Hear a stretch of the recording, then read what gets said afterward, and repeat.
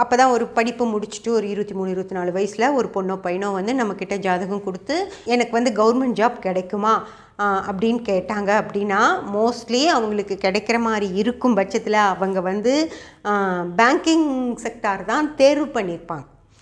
புரிஞ்சுதுங்களா? அவங்க நம்மக்கிட்ட கேட்குறக்கு வர்றது அது நடக்காதப்போ நடந்துருமா அப்படின்னு கேட்குறக்கு தான் வருவாங்க. கண்டிப்பாக அவங்க ஜாதகத்தில் குருவும் வல்லத்தன்மையோடு இருக்குது, சூரியனும் வல்லத்தன்மையோடு இருக்குது அப்படின்னா அவங்க வந்து நமக்கு அதை பற்றி தான் அவங்க கேட்கவும் வருவாங்க.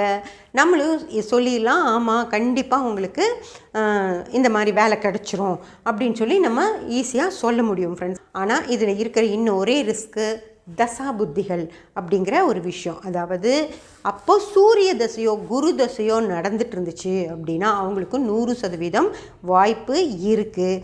இல்லை சூரிய தசை குரு புத்தி அல்லது குரு தசை சூரிய புத்தி அப்படி நடந்துக்கிட்டு இருந்தாலும் அவங்களுக்கு வாய்ப்பு இருக்குது.